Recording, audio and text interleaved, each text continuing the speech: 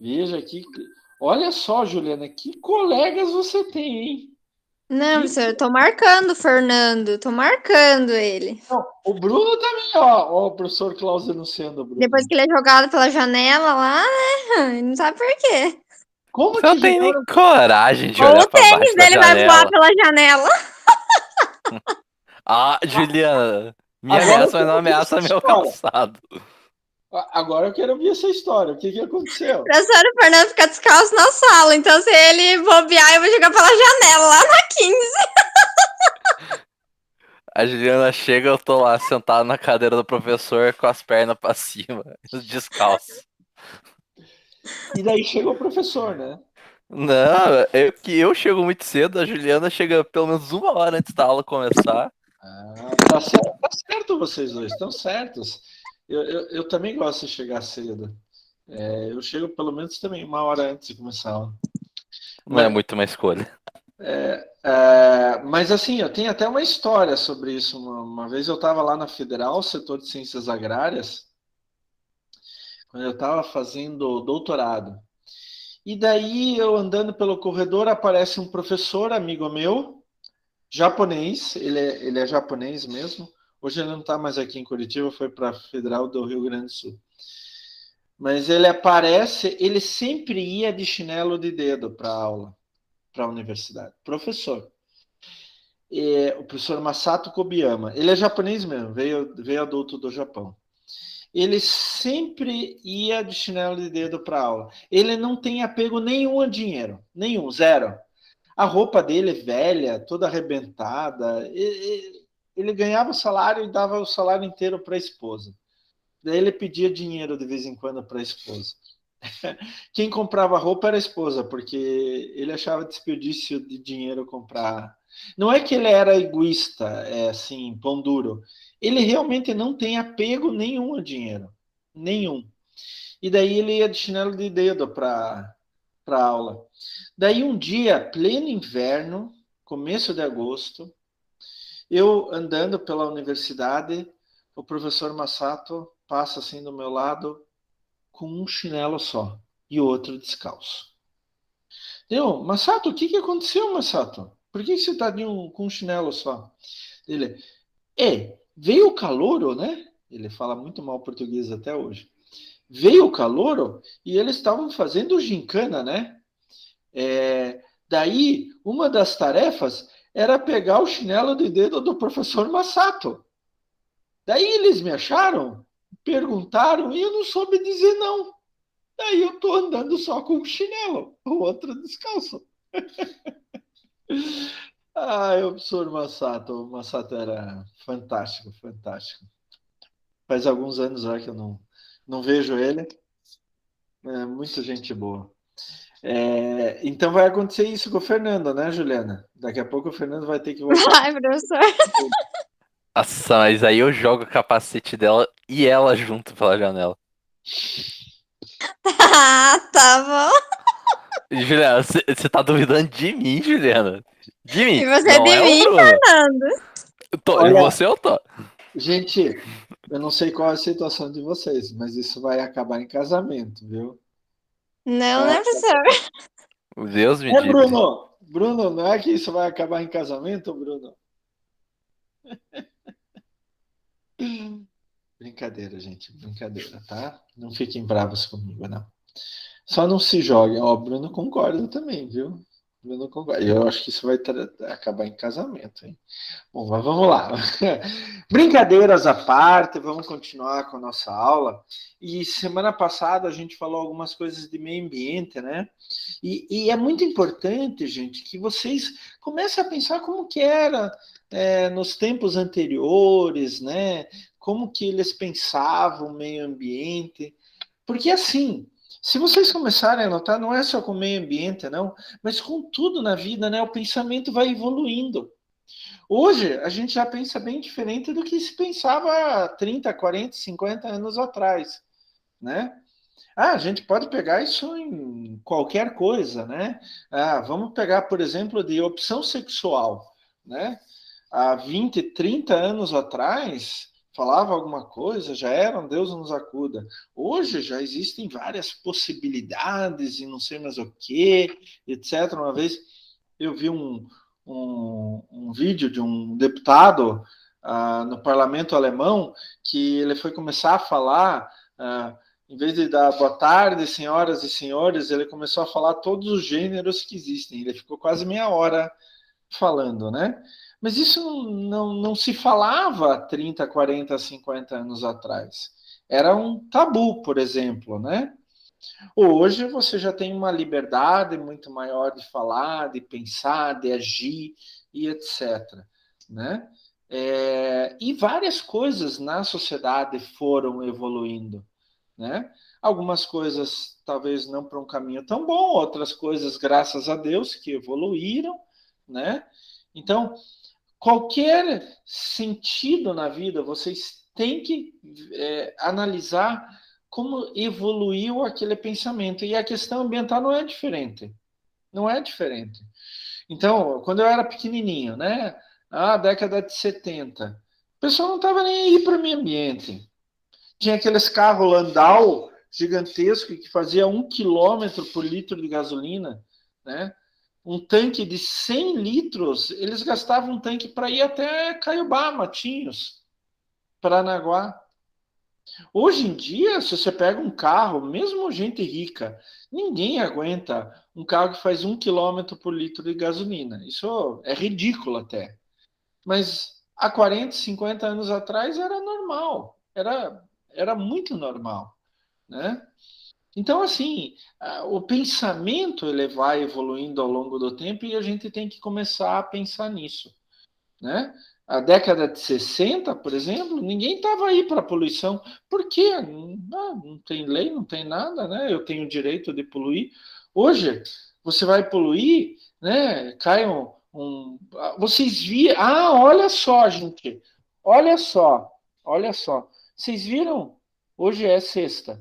Essa semana, acho que foi terça ou quarta, um caminhão tombou perto de Vossoroca, da represa Vossoroca, com ácido sulfúrico. Vocês viram isso? Vocês viram, pessoal? Não. O caminhão estava descendo a serra e ele perdeu o freio, perdeu tudo, né? Indo para Joinville. E daí, vocês sabem que na estrada para Joinville tem vários pontos onde que tem uma pista de brita, né? Uma saída de emergência, onde que o caminhão pode ir na pista de brita e daí a brita vai segurando o caminhão, né? Quando perde freio, essas coisas. E esse caminhão passou direto por essas saídas de emergência e teve uma hora que o caminhão virou sozinho, o motorista morreu, o que já é uma tragédia, né? Uma baita tragédia, mas ainda assim o caminhão, que era um caminhão-tanque, com ácido sulfúrico. Liberou ácido sulfúrico, que é muito, muito forte, corrosivo, liberou na pista e liberou em 2 riozinhos que tem logo em seguida da ribanceira. Tinha a pista, uma ribanceira e 2 riozinhos aqui embaixo. Então, assim, é um problema extremamente sério. E é ligado à logística. Né? A LL Logística, por exemplo, antigamente tinha muito acidente entre Curitiba e Paranaguá. A LL, América Latina Logística, hoje mudou de nome, né? Mas tinha muito acidente, muito acidente. Era realmente complicado. Terça-feira eu estava falando com um rapaz que é de Paranaguá, e eu falei para ele lá, quando explodiu o navio Vicunha em Paranaguá, eu estava lá, eu ouvi o barulho, toda a cidade ouviu, até Morretes ouviu o barulho da explosão do navio Vicunha, que estava no porto, ele estava abastecendo, né, e explodiu o navio. Né? Então, assim, são coisas muito sérias que podem acontecer com logística em relação à questão ambiental. Tá? Hoje, um especialista em logística, ele tem que entender de gestão ambiental. Ele tem que entender de gestão ambiental. Coloque na cabeça de vocês. ele tem que entender de gestão ambiental. Ele não precisa necessariamente ele ser o responsável pelo programa de gestão ambiental da empresa, mas ele tem que entender o que é gestão ambiental, para que serve, como que se faz, etc, etc, etc. Tá? Então, Juliana, você tem toda a razão. Parabéns para você por pensar assim.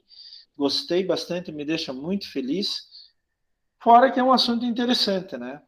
Meio ambiente é sempre interessante. Quer queira, quer não queira, meio ambiente é sempre interessante. Querem ver outra coisa?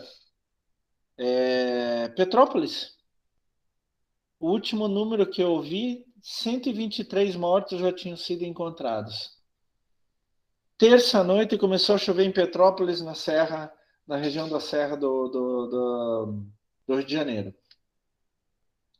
Os morros começaram a desabar em cima das casas, das lojas, das ruas. Assim, os carros eram levados como se fossem carros de papel, aquele barquinho de papel. E por que está chovendo tanto? Ainda está chovendo. E por que está chovendo tanto? Chove bastante em certas épocas, chove. Mas a gente está passando por mudanças climáticas sérias. Os eventos climáticos estão ficando cada vez mais extremos. Quando chove, chove bastante. Quando seca, seca bastante. Quando esquenta, esquenta bastante. Quando esfria, esfria bastante. Os eventos climáticos no mundo inteiro, não é só aqui, eles estão ficando cada vez piores. Em algumas regiões está chovendo muito mais do que chovia antes. Em outras regiões está dando uma seca muito maior. Aqui em Curitiba, nós ficamos quase 2 anos de estiagem. Gente, eu vou fazer 53 anos. É a primeira vez que eu vi 2 anos de estiagem aqui em Curitiba. Primeira vez. E eu sou nascido aqui. Fernando, ó, quem diria que queimar o Pantanal e a Amazônia acarretaria em alguma mudança? Não é só isso, Fernando. Não é só isso. É claro que tem um papel importante, preponderante, principal, mas não é só isso. É tudo que a gente faz. É tudo que a gente faz no nosso dia a dia. Se lembra que eu falei semana passada? Meio ambiente é tudo que nos cerca. Eu estou aqui no meu escritório, eu estou cercado de meio ambiente. Então, queimar a Amazônia, queimar o Cerrado, o Pantanal, é uma desgraça? Claro que é. Tem que acabar? Tem que acabar. É óbvio que tem que acabar. A gente tem que fazer lei, tem que multar, tem que tirar as terras de quem faz isso. Não tem mais nexo queimar. Eu sou agrônomo, gente. Eu falo para vocês com conhecimento de causa. Não tem mais nexo queimar. Não tem. Não tem mais nexo simplesmente tirar toda a floresta. Não tem. Hoje a gente tem tecnologia para produzir muito mais em um espaço muito menor. Se vocês querem saber, o Brasil é o país com maior extensão agricultural, de terras agriculturáveis do mundo, mas a gente não usa nem metade. Só que, se a gente pegar aquelas terras que estão abandonadas, por exemplo, pastagens, ou mesmo terras de agricultura que não se usa mais, que já foi tirada a floresta, foi aproveitado, mas a terra perdeu a sua força, se a gente recuperar isso, a gente triplica a produção de grãos. O que é um absurdo. O que é um absurdo. Hoje a gente produz 200 milhões de toneladas de grãos. Quando eu entrei na universidade, a gente não conseguia produzir mal 90 milhões de toneladas de grãos. Hoje a gente produz mais de 200 milhões. E a gente não precisa tirar mais nem 1 metro quadrado de floresta. Só aproveitar aquilo que está abandonado. Se a gente aproveitar o que está abandonado, melhorar aquele solo e plantar, a gente triplica a produção. Tanto de grãos quanto de carne. E hoje a gente já é o maior produtor de carne do mundo. Não é o maior rebanho do mundo, né? O maior rebanho do mundo fica na Índia. Mas na Índia as vacas são sagradas, né? Então, a maioria do pessoal lá não come carne. Mas aqui no Brasil a gente tem o segundo maior rebanho do mundo, a gente tem o maior abate de gado do mundo, a gente é o maior exportador de carne do mundo, de carne de frango, de carne de boi, carne de suíno, acho que é o terceiro ou quarto maior exportador do mundo, e assim por diante. E a gente não precisa mais desvastar nada, é só aproveitar aquilo que está abandonado. E tem tecnologia para recuperar. Inclusive, eu comecei a minha vida científica na graduação trabalhando com recuperação de áreas degradadas. Tenho vários trabalhos publicados, dei palestra em congresso, tenho capítulo do livro e tudo mais. Recuperação de áreas degradadas. Bom, gente, então dando continuidade a esse assunto tão legal, tão importante que é meio ambiente, vamos conversar um pouquinho hoje. Hoje nossa aula não vai tão longe, né? Mas vamos conversar um pouquinho mais sobre meio ambiente e desenvolvimento sustentável, o famoso desenvolvimento sustentável, né? A gente está na semana 3 já. E hoje eu quero aproveitar com vocês e discutir alguns conceitos sobre meio ambiente. Uma coisa que algumas vezes eu não suporto, gente, estou sendo sincero com vocês. Algumas coisas que algumas vezes eu não suporto é alguém fala alguma coisa com um conceito errado, né? Fala alguma coisa, mas não é aquilo, é outra coisa, né? Então, assim, a gente tem que aprender os conceitos certos, principalmente de meio ambiente, porque tem especialistas em meio ambiente, tem, eu sou especialista em meio ambiente. Mas, assim, todo mundo tem que saber a parte básica sobre meio ambiente. Principalmente profissionais de diferentes áreas. E vocês, de logística, é básico. Então, tem que saber alguns conceitos básicos. Por exemplo, um conceito básico, deixa eu pegar minha caneta aqui, colocar a cor vermelha. Um conceito básico extremamente importante é o que é poluição ambiental, né? A gente fala de poluição, poluição, poluição, mas se eu pedisse para vocês, por exemplo, definir o que é poluição, vocês teriam dificuldade. Porque a gente só usa a palavra, a gente não pensa no que aquela palavra ela pode significar para a gente ou no nosso dia a dia, etc. Então, vou até pegar meu marca-texto aqui para mostrar bem para vocês algumas palavras-chave. O que é poluição ambiental? Ação ou omissão do ser humano que, através da descarga de material ou energia, nos grandes compartimentos ambientais, água, solo ou ar, provoque um desequilíbrio nocivo, seja de curto, médio ou longo prazo, sobre o meio ambiente. Então, quando a gente está falando de poluição ambiental, a gente está falando da omissão ou da ação, que é fazer algo, ou mesmo omissão, deixar de fazer. Né? Por exemplo, alguém jogou lixo. Eu devia recolher aquele lixo, não recolhi, então me omiti. Então, ação, omissão do ser humano. Coloque na cabeça. Quando a gente está falando de poluição ambiental, a gente não está falando de poluição natural.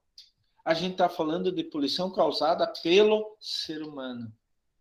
Que joga material ou energia na água, no solo ou no ar, de tal maneira que esse material ou energia, por exemplo, radiação, né? Radiação nuclear, radioatividade, né?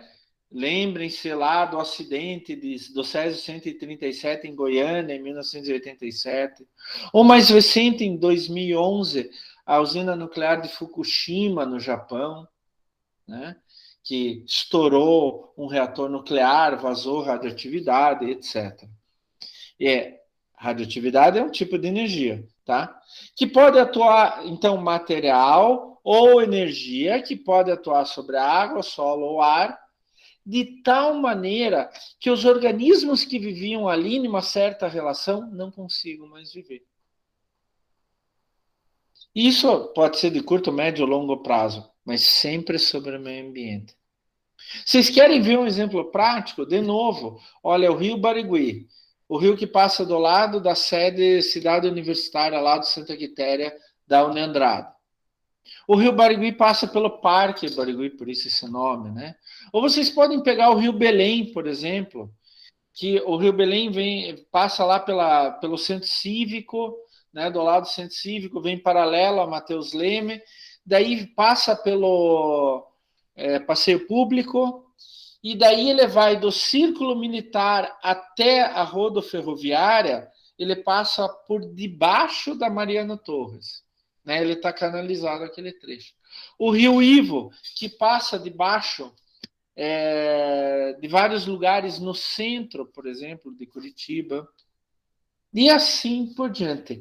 Esses rios estão todos mortos, tecnicamente mortos. Ah, mas professor, eu já vi peixe nesses rios e tal. Um ou outro. A poluição que a gente joga nesses rios é tão grande, tão grande, tão grande, que quebra o equilíbrio entre os diferentes organismos naquele ecossistema. Aqui atrás de casa tem um riozinho, né? Que desde que eu me lembro por gente, esse rio está morto. Desde que eu me lembro por gente. Então minha mãe ainda é viva, meu pai já faleceu, mas minha mãe falava que lá pelos idos de 1965, 66, tinha peixe no rio, o pessoal vinha pescar. Eu sou de 69, eu me lembro desde 73, 74, desde que eu me lembro por gente, este rio está morto. Mortinho, mortinho da Silva. Né? Uma vez eu vi um casal de patinha ali, de marrequinho. Devem ter fugido de alguma casa aí e tal, porque eram bem bonitinhos, inclusive. Né? Mas eles não iam aguentar muito tempo no rio. Tem saracura no rio, mas só que ela não fica dentro do rio, né? Ela fica nas margens, como a gente tem um monte de floresta aqui. A, a, o terreno da minha mãe, do meu irmão e o meu dá mais ou menos quase 100 metros de margem do rio. E a gente deixou floresta, né? Então, desse lado do rio tá tudo com floresta. Floresta intocada. Mas, mesmo assim, o rio está morto. Ele não suporta um ecossistema. E isso é poluição ambiental. Isso é poluição ambiental. Isso vocês têm que colocar na cabeça. A gente não fala em poluição natural. Agora, olhem só, o que a poluição pode causar? Ah, isso eu acho que vocês sabem, né? Não é, pessoal, não é que vocês sabem, vocês sentem. Vocês sentem. Então, a degradação ambiental, a poluição, ela pode causar uma série de coisas. Degradação da qualidade ambiental, da saúde, da segurança, da qualidade de vida. E daí entra toda a biota, que são os organismos vivos, não é só o ser humano, né? A estética, olha que legal a estética. Alguém gosta de morar do lado de um rio totalmente poluído, cheio de lixo, etc. Ou alguém gostaria de morar do lado de um lixão, de um aterro. E daí entra a questão sanitária, né? Também vai pegar alguma doença. Uma vez a minha filha falou assim, ela era pequenininha, pai, eu vi um casal tomando banho no rio. A primeira coisa que eu falei, né, para minha filha, no mínimo vão pegar uma doença de pele, se não pegarem mais coisa. Por exemplo, todos os rios de Curitiba estão contaminados com altas concentrações de antibiótico, anti-inflamatório e anticoncepcional. Todos. Todos. Como o senhor sabe, um monte de amigo meu já fez teste. Tem trabalhos científicos publicados em revistas internacionais mostrando que os rios de Curitiba estão... Fora outras coisas, metal pesado, hidrocarbonetos, que são derivados de petróleo e assim por diante. Daí, olha só, qual que é a origem da poluição? A origem é muito complexa. Você vai dizer assim, o rio Belém, tem alguém querendo entrar, gente? Ah, Curitiba tá bombando, é isso? Curitiba tá bombando. E tá mesmo. Deixa eu voltar aqui para a apresentação. Desculpa, professor, releve meus comentários no chat. Não, não, tá certo, tá certo. Só eu não tô conseguindo voltar aqui. Eu vou interromper o compartilhamento e já volto para o compartilhamento. Mas assim, você pega o Rio Belém, por exemplo, da onde que vem a poluição do Rio Belém? Não faço a mínima ideia. Provavelmente é das casas. A gente sabe que o Rio Barigui, por exemplo, depois de passar pela Andrada, lá na cidade universitária, no Santa Quitéria, ele vai para a cidade industrial e depois Araucária. Até chegar antes da cidade industrial, ele é poluído pelo esgoto doméstico, das nossas casas. Depois, em Araucária, ele já sofre muito problema de poluição industrial. E os efeitos? Os efeitos são normalmente difusos. O que significa isso? Olha, gente, eu vou dar um exemplo. Eu moro a 12 quilômetros do Santa Quitéria, da sede da cidade universitária. Eu moro, vamos pegar da Murici. Eu moro uns 5 quilômetros da Murici, mais ou menos. 4, 5 quilômetros da Murici. Não, 5 quilômetros. Eu vou da minha casa até a Murici. Quando eu vou na Murici, eu deixo meu carro no estacionamento lá perto. Eu vou da minha casa até Murici. Da minha casa até Murici, eu vou gastando combustível. E esse combustível que eu vou gastando vai saindo o resto dele, os resíduos dele, pela a fumaça, né? Pelo cano de escapamento. Eu vou poluindo da minha casa até a Murici. Eu paro ali perto da biblioteca pública, né? No estacionamento ali bem pertinho da biblioteca pública, eu vou poluindo daqui até a biblioteca pública. Então, a poluição que eu vou causando, ela vai se espalhando. Então, o efeito é difuso. A mesma coisa com o pneu. Quando o pneu vai rodando em contato com o asfalto, olha, outra coisa aí para a logística. Por que o pneu vai se desgastando? Porque ele tem abrasão contra o asfalto. E daí ele vai soltando micropartículas. Essas micropartículas vão se soltando e vão se espalhando. Um professor da PUC já fez um trabalho sobre isso, sobre a poluição difusa dos resíduos de pneus aqui em Curitiba. E as consequências? Normalmente as consequências são cumulativas e crônicas. Por que cumulativas? Vão se acumulando, vão se acumulando, vão se acumulando. E crônica, o tempo todo. Crônica é aquilo que dá o tempo todo, o tempo todo, o tempo todo, sem parar. Ah, professor, então a gente tem que fazer despoluição. Ótimo, maravilhoso. Só que a despoluição normalmente, gente, é muito complexa, muito difícil. É aquela figura, né, que nem minha tia mais velha falava, se ela tivesse viva agora, ela ia ter quase 100 anos de idade. Ela falava umas besteiras assim, né? Bem grande, né? A despoluição é muito cara. Depois da porcaria, ela não usava a palavra porcaria, usava outra palavra. Depois da porcaria feita, é bem mais difícil de desfazer. Então, qual que é o ideal? Não poluir. Porque a despoluição é muito complexa, tecnicamente é muito complexa. A gente tem tecnologia para despoluir quase qualquer coisa? Temos. Mas, em primeiro lugar, essa tecnologia pode ser extremamente complexa e daí ela se torna muito cara. Extremamente cara. Ah, podemos limpar o ar de Curitiba? Podemos. Podemos limpar os rios de Curitiba? Podemos. Podemos limpar todo o solo contaminado de Curitiba? Podemos. Por que não fazemos? Porque nós vamos gastar centenas de bilhões de dólares só para Curitiba. Extremamente caro, não dá.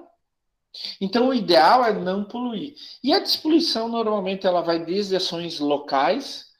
Por exemplo, eu tenho uma área de 10 metros quadrados que caiu um produto químico ali, eu vou ter que limpar o solo, até soluções globais, como diminuir a emissão de gases de efeito estufa, né? No final do ano passado, a gente teve uma COP, uma conferência entre partes da ONU, em Glasgow, na Escócia, só para discutir de novo a diminuição da emissão de gases de efeito estufa. E o Brasil não faz porcaria nenhuma. Eu fico revoltado com a gente aqui no Brasil. Tá? Entra presidente, sai presidente, entra uma ideologia, sai, entra outra ideologia, eles não fazem nada contra a emissão de gases de efeito estufa aqui no Brasil. Isso me revolta, realmente me revolta. Não é que um presidente, por causa da ideologia dele, ele é contra e tal. Os outros que falavam publicamente que tem que fazer algo e tal, na prática não faziam nada também. Então é complicado isso daí. Olha, só para vocês terem uma ideia, olha o consumo de energia, gente. Olha o consumo de energia. Aqui começou em 1900, ó. Aqui é em exajoule. Vamos pensar assim, só comparar a quantidade de um com o outro. Ó, em 1920 subiu um pouquinho, 1940 mais. Em 1960 já quase que dobrou o consumo. 1980 mais alto ainda. Olha aqui, ó. E daí vai crescendo. 2000, 2020. Aqui, olha, 2040. E aqui o que se projeta em 2060. Ó, em 160 anos, a gente passou aqui de uns 20 exajoules para 1.500 exajoules em 160 anos. Olha só, gente, que barbaridade. É claro Professor, que... Fale. perdão pela ignorância, mas o que é um exajoule? É uma unidade de medida de energia, tá? O joule é difícil explicar. Pense assim, por exemplo, gigawatts, tá? Megawatts, você paga a conta da tua casa em megawatts, tá? Então, gigawatts é 1000 vezes aquilo que você gastou. 1 gigawatt é praticamente equivalente a um exajoule, tá? Então, pegue a tua conta de luz de casa. Deu, sei lá, você gastou 200 megawatts hora. Multiplique por 1000. Vai dar 200 gigawatts hora. 1 gigawatt é mais ou menos um exajoule, tá? Então, é muita coisa. É muita coisa. Acredite, isso daqui é um número absurdo de grande. É claro, mas vocês não precisam decorar isso. Isso é só para mostrar aqui, gente. Pelo amor de Deus, é só para vocês terem uma ideia de quanto a gente gastava de energia e quanto a gente vai gastar.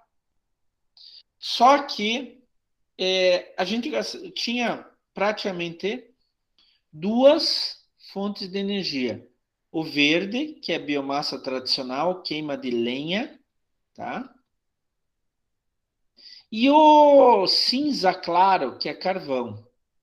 Ao longo do tempo, a gente começou a introduzir outras fontes de energia, como esse daqui, que é óleo, o gás, a nuclear, hidráulica, que é usina hidrelétrica, como Itaipu, eólica, que é vento, biomassa, que daí é de álcool, por exemplo, vem de biomassa, energia solar fotovoltaica, geotérmica, que é de vulcão, e, finalmente, novas tecnologias aqui que daí vão aparecendo ao longo do tempo. Né? Então, hoje, apesar da energia, da necessidade de energia ter aumentado muito, a gente começou a desenvolver novas tecnologias. Né? A gente começou a introduzir outras fontes de energia que não faziam tão mal assim para o meio ambiente. Mas isso daqui é só para ilustrar para vocês, assim como esta figura. Então, olha só, vamos acompanhar aqui, ó. Disponibilidade de água por habitante no mundo. Então, assim, pegar a caneta, um habitante, ele tem 1.000 metros cúbicos de água. Só para vocês terem ideia, vamos colocar aqui do lado. 1 metro cúbico é igual a 1000 litros. Então, 1.000 metros cúbicos é igual a 1 milhão de litros, tá? Então, aqui, quantos litros de água cada habitante dos diferentes continentes tinham à disposição? Então, a gente vê que tem alguns continentes aqui que tem pouca água por habitante. Por exemplo, a Ásia. Olha, na Ásia tinha uns 10 metros cúbicos, caiu para uns 9, depois uns 7, 6, e hoje está em menos de 5, nos anos 2000, em menos de 5 mil metros cúbicos por habitante. 5 mil metros cúbicos por habitante não, só por habitante. Já a Europa também tem pouca água disponível. A gente acha que a Europa tem muita água, não. A Europa é basicamente seco. Aqui, a América do Norte, ali, Estados Unidos, Canadá, um pouco mais, né? Esse daqui, deixa eu ver uma coisa aqui, esse não é América do Norte, não. É América do Norte. América do Norte é esse daqui. Este daqui é a África. Este daqui é a Ásia. E este daqui é Europa. O continente que menos água tem por habitante é a Europa, né? E este daqui, América Latina. Então, América do Sul e Central. Olha só. Em 1950, cada habitante tinha mais de 100 mil metros cúbicos de água. 100 milhões de litros de água por habitante. Olha, na década de 60, baixou para 80. Na década de 70, baixou para 60. Na década de 80, baixou para 50. E nos anos 2000 foi só de 30. Então, aqui mais ou menos 110 foi para 30. Por que isso? A água acabou? Não, a água não acabou. Acabou a água potável. A água boa. A gente foi poluindo tudo. Poluindo. Então, hoje, o que a gente tem à disposição aqui no Brasil é muito menos água do que a gente tinha 70 anos atrás. Não água como um todo, água potável, água limpa, água que dá para a gente beber. Se a gente for para outras questões ambientais, pior ainda, né? Você pega lixo, por exemplo. Esses dados são dados mundiais de 2010, tá? Pega lixo. Olha aqui, ó. O amarelo é o total que foi coletado e o azul, no fundo, é o total que foi produzido. Então, a China, em 2010, produzia 300 milhões de toneladas de lixo por ano e só recolhia 50% disso, metade do lixo coletado. Os Estados Unidos produziam 238 milhões de toneladas de lixo. Uma tonelada tem 1.000 quilos. Então, os Estados Unidos produziu em 2010 238 bilhões de quilos de lixo. 95% era coletado. O Canadá produziu 13 milhões de toneladas em 2010 e tudo foi coletado. A Europa produziu 228 milhões de toneladas e praticamente tudo foi coletado. E o Brasil? O Brasil produziu 71 milhões de toneladas de lixo e 88% foi coletado. Qual que é o problema? Aonde vai esses 12% restantes? Aonde vai esses 51% restantes? Aonde vai esse 1% restante? Aqui é 2% restante. Austrália, 7% restante. Aqui, ó, só para vocês terem ideia, África, a gente nem tem dados da África. Nem tem números da África. Porque na África quase não tem coleta de lixo. Eu falo para vocês porque eu já fui para Gana, na África. Visitei várias cidades em Gana. Gana é vizinho da Nigéria, fica perto de Camarões, etc. Eu já fui para Gana. Eu tive vários alunos de Angola e eles falavam a mesma coisa. O lixo é jogado em qualquer lugar nesses países. Accra, por exemplo, que é a maior cidade de Gana, tem 10 milhões de habitantes. Uma cidade com 10 milhões de habitantes. Tamanho do Rio de Janeiro. Um pouquinho até maior que o Rio de Janeiro. Ela não tem coleta de lixo. Não tem. A cidade inteira é quase uma favela com alguns enclaves de gente rica. Tem gente rica lá? Tem. Daí eles são muito ricos e os pobres são muito pobres. Eu andei no meio de favelas em Accra, assim, pense nas piores favelas do Brasil, esgoto a céu aberto, lixo no meio da rua, barraco quase caindo. É assim. Então, na África, a gente nem tem dados de como que é o lixo. Já nos países desenvolvidos, eles recolhem praticamente tudo. Olha só a poluição do ar, gente. Poluição do ar. O ar está totalmente poluído no mundo inteiro. Aqui, só para vocês terem uma ideia, quanto mais claro, menos poluído. Quanto mais escuro, mais poluído, né? Então, assim, tem alguns países da África que estão muito poluídos. Tem outros que estão menos poluídos. Quais são os países com ar mais poluído no mundo? China, Índia, Paquistão, Indonésia. A Rússia também está extremamente poluída. Olha aqui. A Rússia está extremamente poluída. Extremamente poluída. Só que não tão poluída quanto a China. E o Brasil? O Brasil está aqui, ó. A China está para cá, tá? A Índia está aqui, a Rússia está aqui, indo para o caminho da China, e o Brasil está aqui. Eu acho que devia ter um marronzinho ali em São Paulo. Ah, sim, aqui eles consideram o país como um todo, tá? Então faz uma média. Imagina então como está a China, como está Pequim. Está tendo a Olimpíada de Inverno agora lá em Pequim. Eu estou acompanhando, eu gosto de esportes, né? Pequim é uma cidade até hoje extremamente poluída. Esses são dados de 2013, tá, gente? Não são tão novos, mas só para vocês terem uma ideia.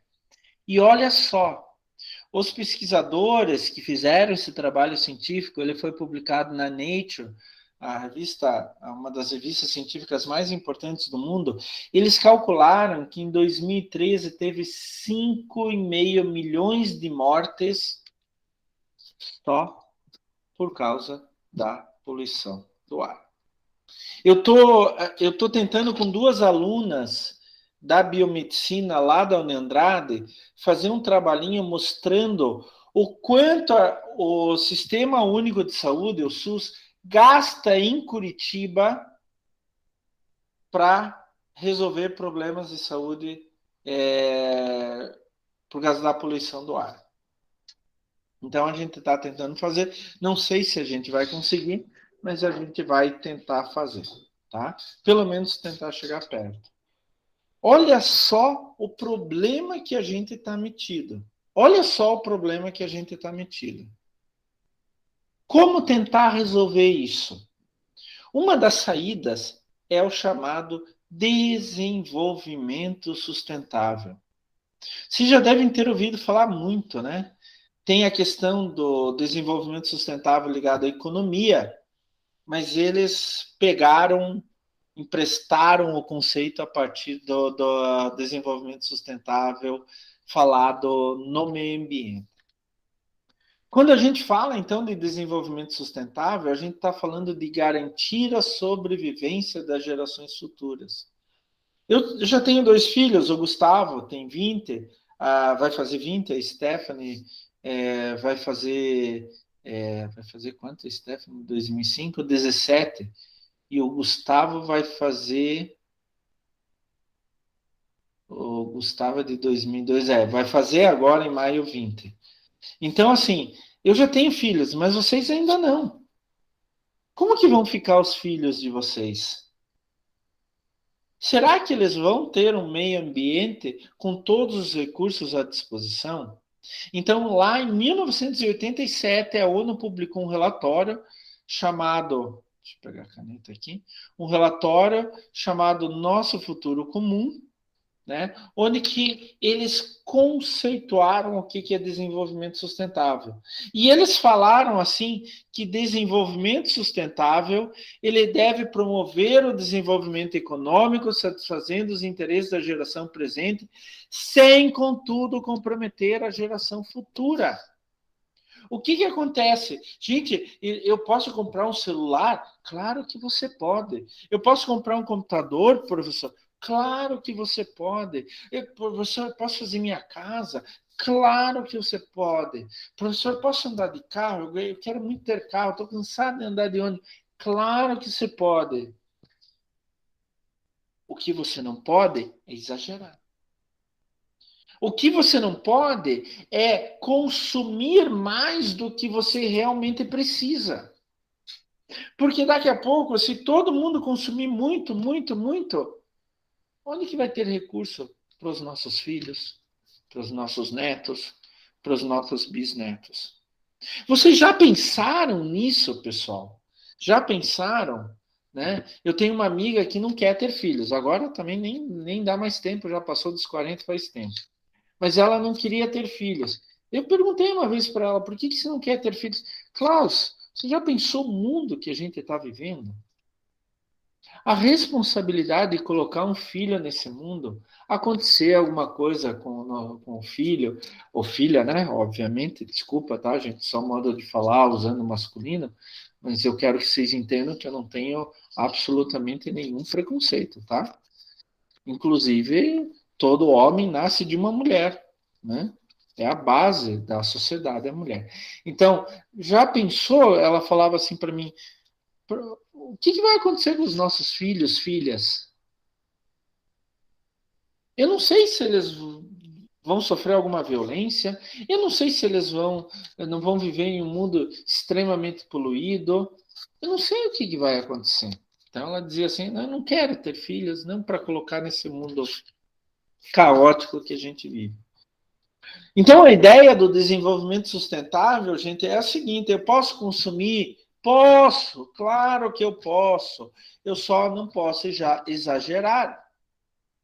Então, eu tenho que começar a economizar recurso.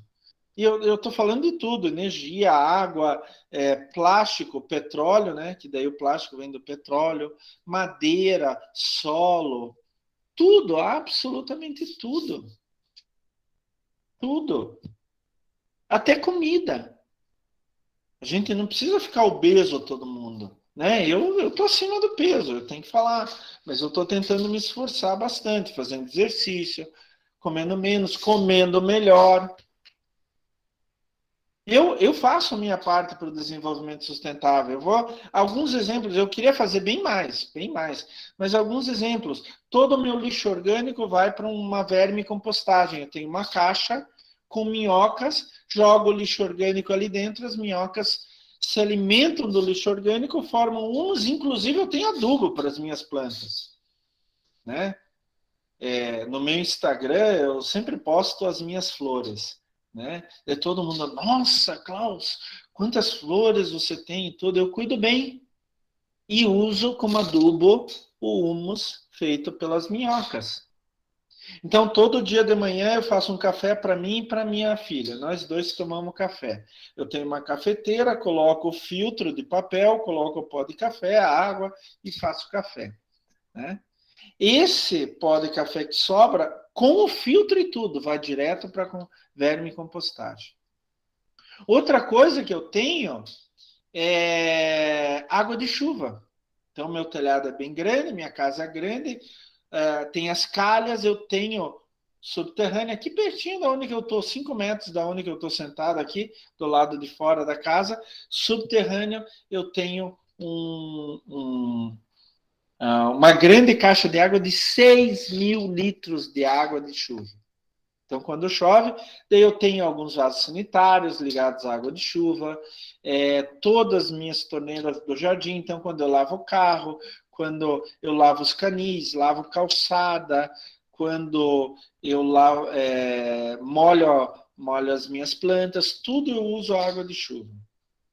Não dá para usar água de chuva para beber, para tomar banho, nem para cozinha, né? Não dá para usar água de chuva.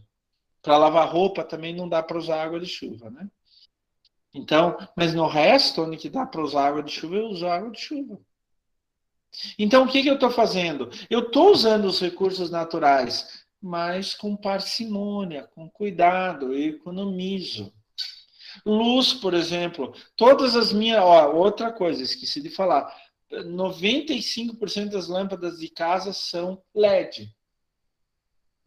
Então, e daí, inclusive, não é só o fato da lâmpada ser LED. O fato que eu não deixo lâmpada ligada onde que não tem ninguém. Eu desligo o meu computador da tomada de noite. Eu não só desligo o computador, eu tiro ele da tomada também. E assim por diante. Eu tenho que confessar que com a televisão eu não consigo, porque de noite eu fico tão cansado, eu só pego o controle remoto e desligo a televisão. Mas devia desligar da tomada também. Sendo um pouco mais, né, exato assim. Não precisamos ser tão exato, né? Então, eu estou fazendo minha parte, eu estou economizando recursos para que meus filhos, meus netos, meus bisnetos tenham os mesmos recursos. Eles têm o mesmo direito que eu, tá? Então, mas eu tenho que fazer a minha parte. Tem um grande pensador francês que morou muito tempo no Brasil, chamado Ignace Sachs. Em 1993, eu até tenho um livro, ele publicou as 5 dimensões da sustentabilidade. A gente pode dizer desenvolvimento sustentável ou sustentabilidade, né? Vocês ouvem a palavra sustentabilidade o tempo todo, né? O tempo todo. Sustentabilidade aqui, ali e tal. E ele disse assim, que sustentabilidade não é só meio ambiente, é o ser humano também. Por quê? Porque o ser humano é um ser vivo como qualquer outro. Ele faz parte do meio ambiente. Nós não somos melhores do que os outros, gente. Somos mais inteligentes, temos maior capacidade de mudar a paisagem, mas nós somos um ser vivo como qualquer outro. Não somos melhores. Então ele falava assim o seguinte: quando eu trato de sustentabilidade e desenvolvimento sustentável, eu tenho que colocar o ser humano nessa equação. Então eu tenho que ter 5 dimensões. A primeira dimensão é social. Eu tenho que melhorar a vida das pessoas. Melhorar o nível de distribuição de renda, diminuir a exclusão social, diminuir a distância econômica entre as classes sociais. Uma vez eu fui para a Suécia é famosa por causa disso, né? Eu tenho muitos amigos na Finlândia, não foi ainda na Finlândia, mas eu tenho muitos amigos lá. Tem rico na Suécia? Tem. Tem muito rico na Suécia, alguém muito rico, tem alguns industriais que são extremamente ricos, mas tem gente muito pobre na Suécia? Não. Tem gente pedindo dinheiro na rua na Suécia? Praticamente não. Quase zero. Então, assim, tem gente muito rica? Tem, mas não tem gente muito pobre. Então, a distância entre os ricos e os pobres é bem menor. Então, uma sociedade justa, uma sociedade que se preocupa com a sustentabilidade, a primeira coisa é a sustentabilidade social. A segunda coisa, pessoal, é a sustentabilidade econômica. Aumento na eficiência do sistema, seja na alocação de recursos ou na sua gestão. Sem corrupção, onde que a gente aproveita bem o dinheiro para fazer as atividades, seja fazer algo para a sociedade, seja dentro de uma fábrica e assim por diante.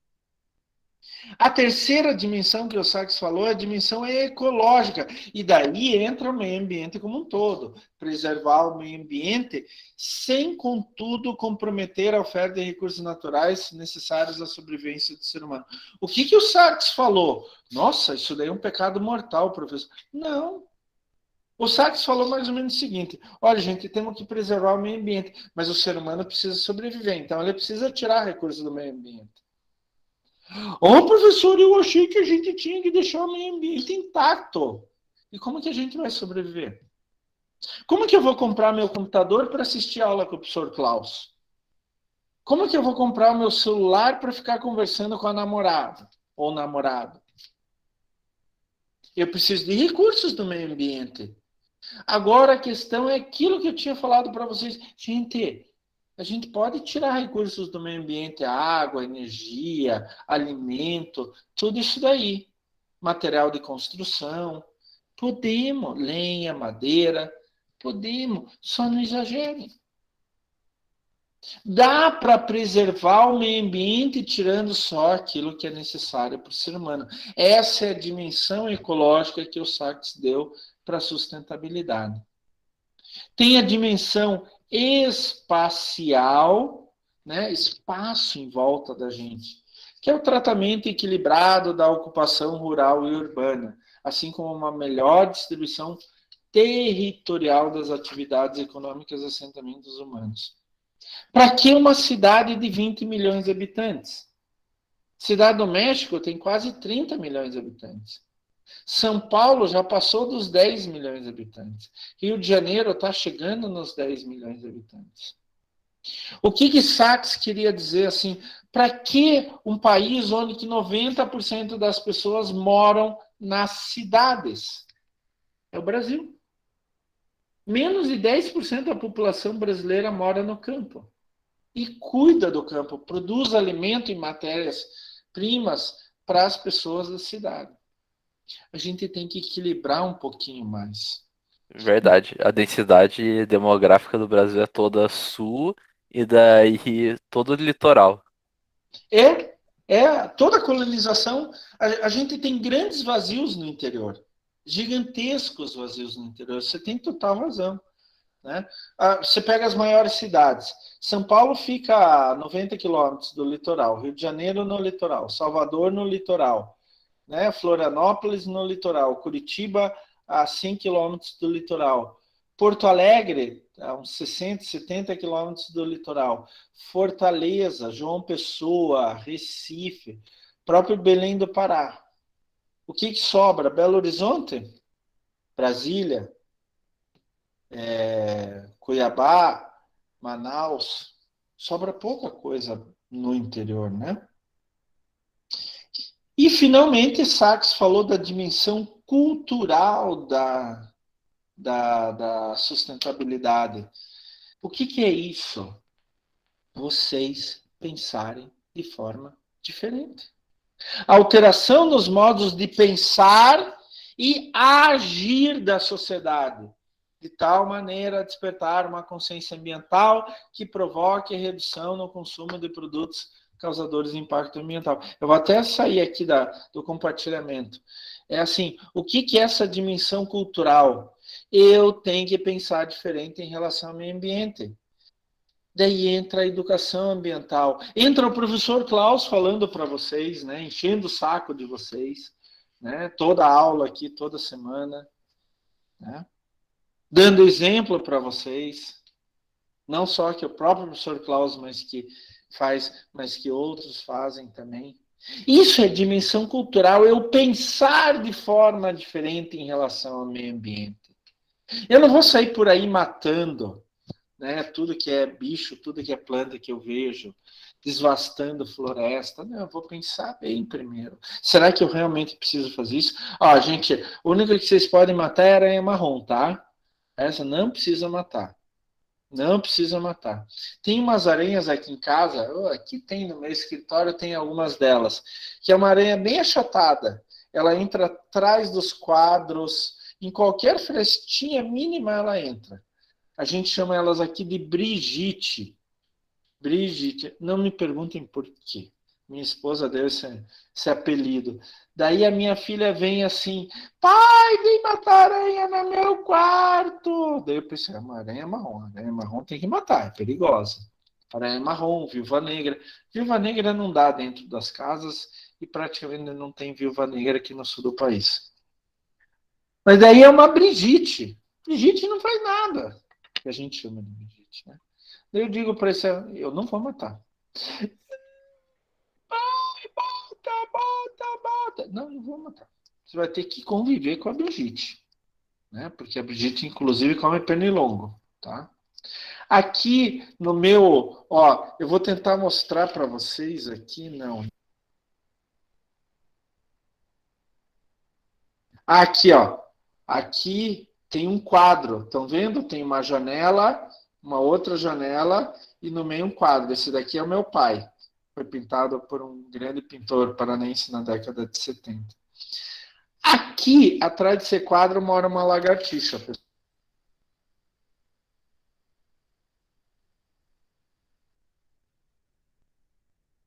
Eu levo os... Ops! Né? Que não é uma lagartixa pequena, é mais ou menos esse tamanho assim. Mais ou menos assim. E daí eu levo um susto, né? Ah, mas tem que tirar a lagartixa daí para o senhor matar? Não. Lagartixa é fofa. É, com... E acreditem, ela tem mais medo da gente do que a gente dela, tá? Bem mais medo. Algumas vezes a lagartixa daí sai correndo, para no meio do caminho, eu dou uma batida assim na parede, ela sai correndo o resto. Eu tenho uns livros aqui, que eu quase não mexo, aqui bem em cima de mim. Ah, de vez em quando a lagartixa está ali. Né? Mas a lagartixa é boa. Ela não transmite doença, ela não morde, ela não faz nada de errado. Ela só come insetos, inclusive aranha marrom. Lagartixa come aranha marrom. Né? Então, quando o Sachs falou na dimensão cultural da sustentabilidade, ele está falando assim, gente, comece a pensar de forma diferente em relação ao meio ambiente, por favor. E eu falo para vocês, a partir do momento que a gente começa a pensar de forma diferente, a gente muda todo o nosso agir. Tá? Continuando aqui, essas são as 5 dimensões da sustentabilidade do Sachs. E olha aqui, ó, quando a gente fala em uma sociedade humana, o que a gente precisa em uma sociedade humana? Deixa eu pegar aqui. O que a gente precisa em uma sociedade humana? A gente precisa de desenvolvimento social, certo? Ótimo. A gente precisa de desenvolvimento econômico, maravilhoso. A gente precisa de preservação e conservação ambiental. Ótimo. Mas isso daqui não é independente um do outro. Eles se ligam. Então, por exemplo, quando eu ligo desenvolvimento social mais preservação e conservação ambiental, eu tenho justiça socioambiental. Quando eu ligo desenvolvimento econômico com preservação ambiental, eu tenho ecoeficiência. Eu aproveito melhor os recursos naturais. Então, eu posso fazer mais produto com menos recurso natural. E daí, inclusive, vai ser mais barato. Quando eu ligo desenvolvimento social com desenvolvimento econômico, eu tenho inserção social. Eu tenho justiça social. Agora tem um ponto onde que todos eles se ligam. Vou pegar até uma outra cor aqui. Deixa eu ver uma cor. Deixa eu ver se aparece. Aqui, amarelo. Quando eu ligo desenvolvimento social, quando eu ligo preservação ambiental e quando eu ligo desenvolvimento econômico. Daí eu tenho desenvolvimento sustentável. Eu tenho que preservar o meio ambiente e desenvolvimento sustentável não é ficar pobre, gente. Preservar o meio ambiente é para ter mais dinheiro? É. Só que com isso eu vou inserir as pessoas também. E daí vai diminuir a diferença entre ricos e pobres. E com isso eu vou manter o meio ambiente. E daí as próximas gerações vão ter os mesmos recursos para aproveitarem.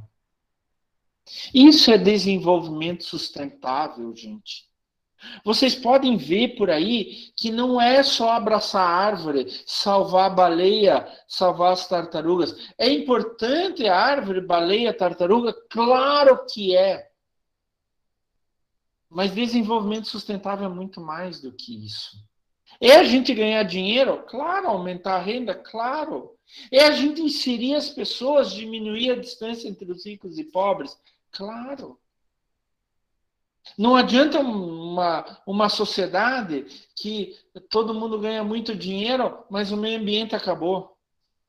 Não adianta uma sociedade também onde se conserva o meio ambiente ao extremo e todo mundo é pobre, paupérrimo, que nem tem o que comer.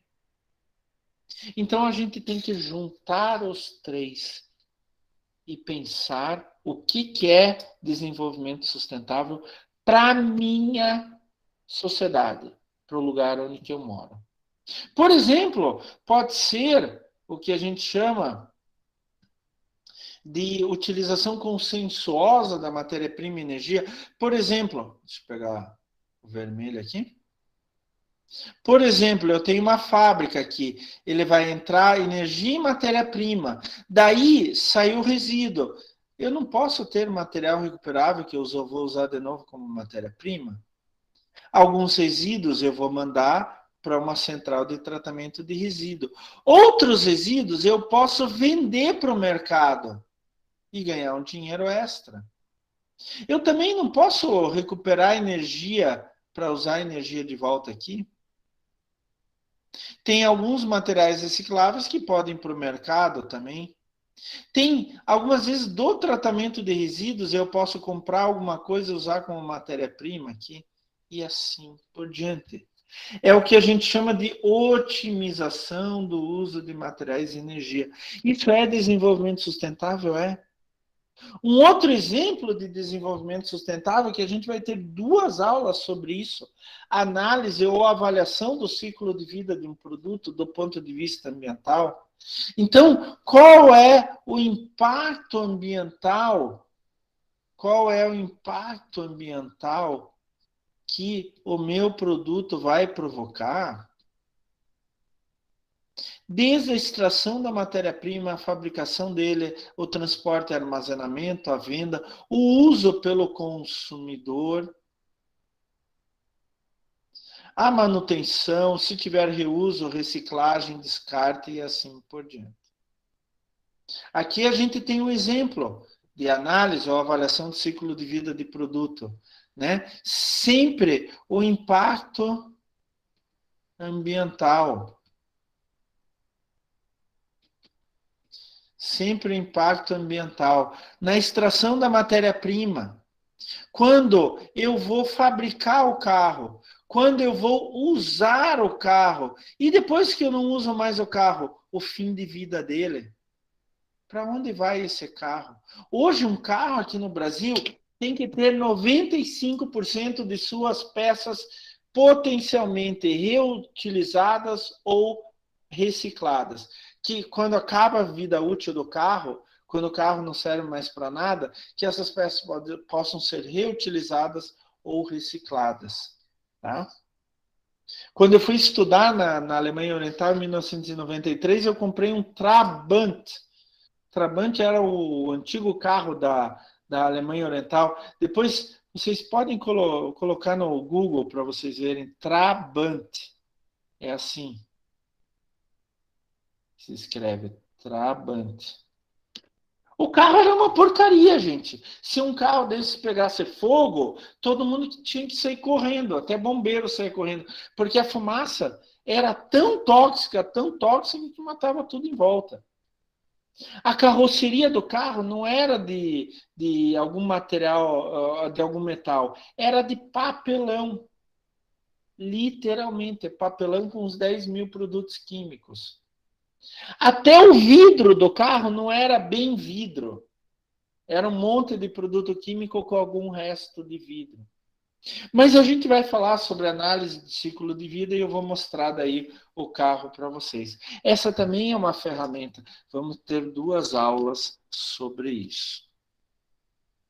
Gente, o que é importante? É importante que vocês mudem o pensamento de vocês, a ideia de vocês. Ah, mas professor, eu vou fazer isso na logística? Tem milhões de maneiras de fazer isso na logística. Milhões de maneiras. Só anotando algumas, assim, por exemplo, utilizando caminhões ou outro veículo de carga que consomem menos combustível por quilômetro rodado. E vai dar economia para vocês. Caminhões que poluam menos, veículos de carga que poluam menos, joguem menos poluentes no meio ambiente. Na hora de lavar os caminhões, usar a água da chuva, lavar o pátio, usar a água da chuva.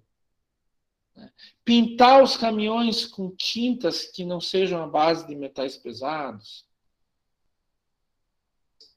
Fazer a logística reversa de uma série de componentes dos caminhões, óleo lubrificante. Nossa, dá para fazer milhões de coisas. Usar combustíveis menos poluentes. Dá para fazer milhões de coisas. E tudo isso traz economia para a empresa também, que pode aumentar, inclusive, o lucro da empresa. Então, essa é a dimensão econômica que o Sachs falou. Por que eu não posso ganhar dinheiro com o meio ambiente? Claro que eu posso. É a dimensão econômica que o Sachs falou. A gente pode ganhar dinheiro, pode ter lucro? Claro. Desde que a gente respeite o meio ambiente e utilize cada vez menos recursos naturais. Gente, isso é sustentabilidade. Quando eu estou falando de desenvolvimento sustentável, sustentabilidade do ponto de vista ambiental da minha empresa, não é só meio ambiente. Eu pagar meus funcionários de forma correta, eu dar acesso à escola, por exemplo, pagar todos os direitos trabalhistas, eu fazer educação ambiental com os meus funcionários, eu ganhar dinheiro a partir da economia de recursos, fazer mais com menos. Tudo isso daí é sustentabilidade. A logística reversa é uma das grandes ferramentas que a gente tem de sustentabilidade hoje no mundo. Tá? Perguntas, pessoal? Dúvidas? Dúvidas, gente? Não, acho que é assunto tranquilo, apesar da sua dimensão. Eu repito aquilo que eu já devo ter falado para vocês. Quando o aluno não tem dúvida, eu fico com uma pulga, não, uma colônia de pulgas atrás da orelha. Ou eu expliquei tão bem, que não ensejou nenhuma dúvida, ou expliquei tão mal, que nem dúvida vocês conseguiram formular. Mas vamos lá, espero que seja o primeiro. Acredite no seu potencial, professor. Eu acredito. Eu só preciso que os alunos acreditem no meu potencial. Brincadeira, pessoal, brincadeira. Só aproveitando aqui que o Fernando falou. Semana que vem nós vamos falar de um assunto muito importante e que a logística reversa também faz parte, que é a responsabilidade socioambiental. Como que minha empresa deve se comportar perante a sociedade e ao meio ambiente. Então não percam semana que vem, gente, que vai ser super legal, tá?